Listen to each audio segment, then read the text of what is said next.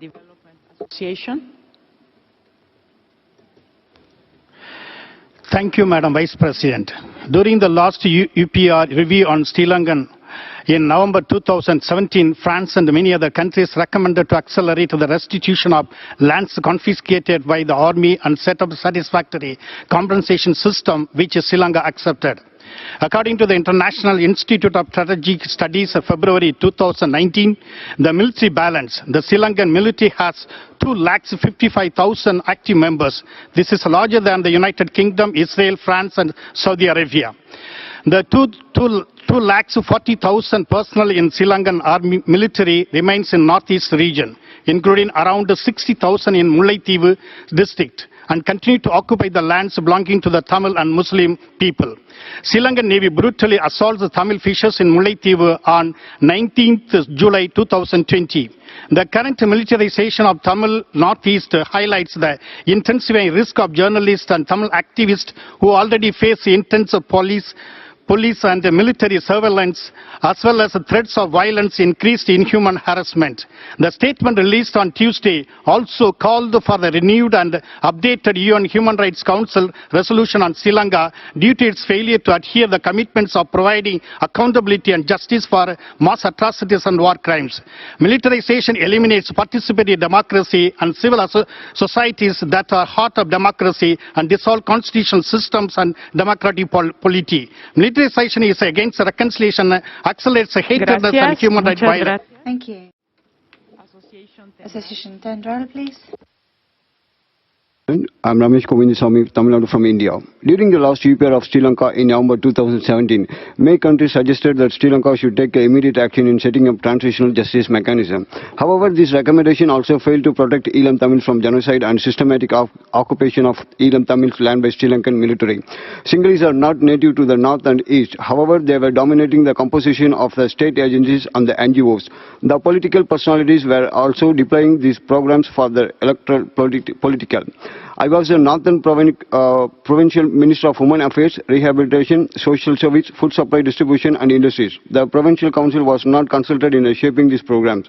The Sri Lankan state has violated all the article of 1992 UN Declaration on the Rights of Person belonging to the national or ethnic, religious and linguistic minorities. Article 9 of the declaration states that the UN system shall contribute to full realization of the rights and principles defined by it.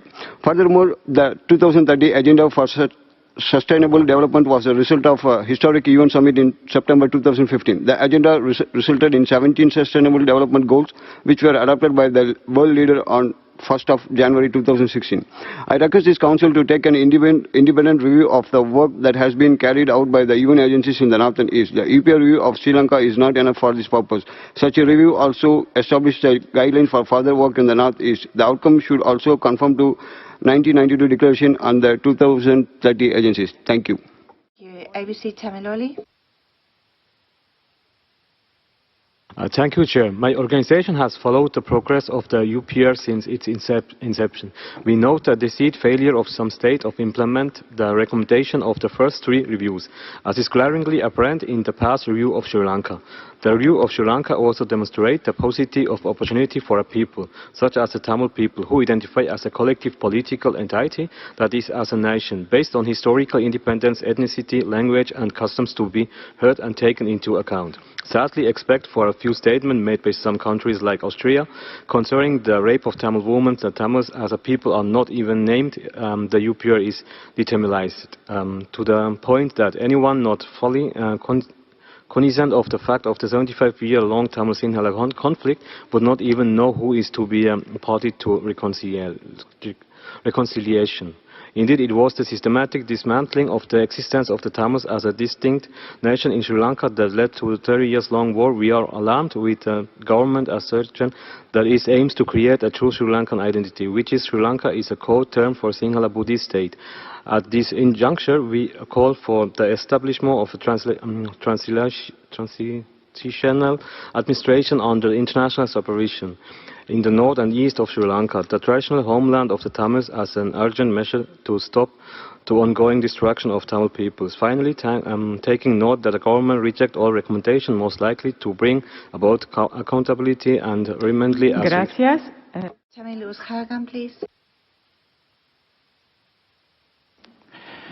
Thank you, Madam Vice President. As per the representative of Haiti recommended during the last UPR session on Sri Lanka, guaranteed that the new constitution clearly and expressly recognizes the fundamental principles of separation of powers, establishes checks and balances and guarantees the independence of judiciary and the courts, while ensuring that all stakeholders have a place at the table when drafting a new constitution.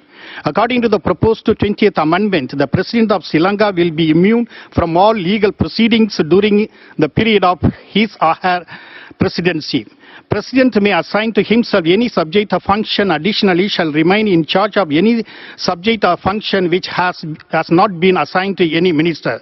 The Parliamentary Council will be comprised of only members of Parliament. There is no representation of other political parties, no appointment of persons of eminence and integrity, and no recognition of pluralistic character of Sri Lanka. President has the power to decide to dissolve the Parliament at any time after 1 year from the date of such general election. Therefore, Parliamentary Council is much weaker than the Constitutional Council.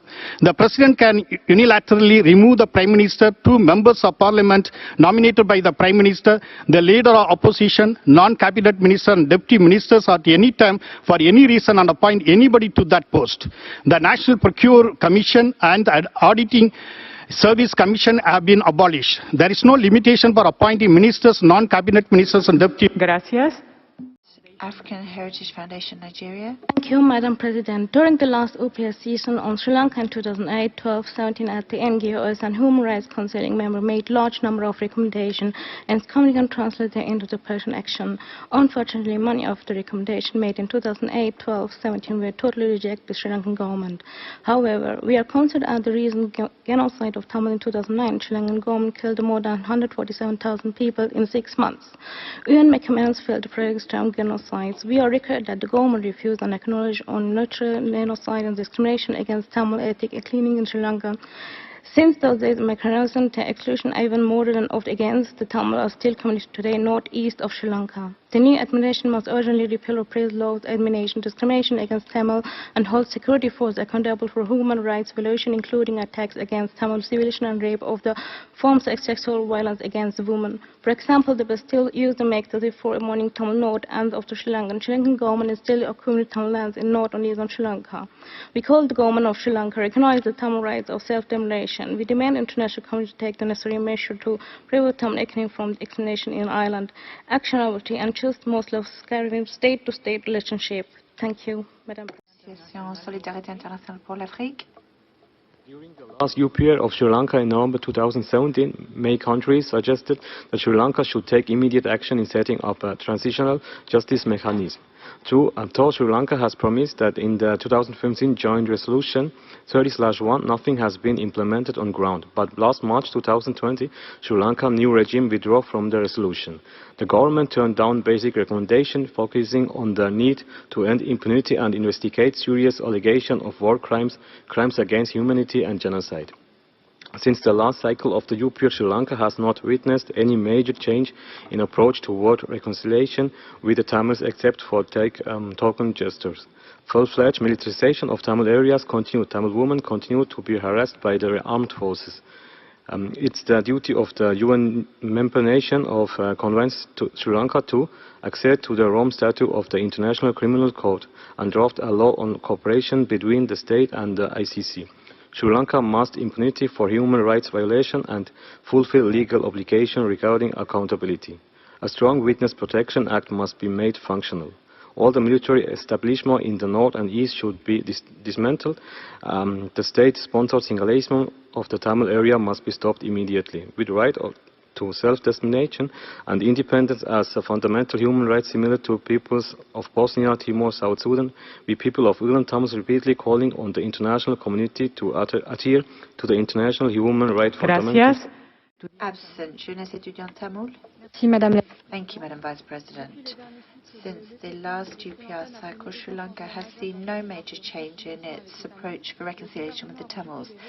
The government rejected the basic recommendations on putting an end to impunity and investigating serious allegations of war crimes, crimes against humanity and genocide. It also rejected the recommendation on strengthening legislative and administrative measures seeking to ensure transparency and non-impunity in all cases of enforced disappearance and torture, including investigations and prosecutions which would have led to a national reparation. The international community has a duty to call on Sri Lanka to adhere to the Rome Statute of the International Criminal Court and to draft a law on cooperation between the state and that court. Sri Lanka has acceded to the optional protocol on the Convention Against Torture and other cruel, inhuman or degrading treatment or punishment. Sri Lanka must put an end to impunity for human rights violations against Tamils and meet its legal obligations in terms of responsibility. It must eradicate its law on prevention of terrorism and release all political prisoners. The land that's occupied belonging to Tamils must be restored to its people, and the involvement of the state in Tamil occupied Tamil areas must be stopped. Thank you.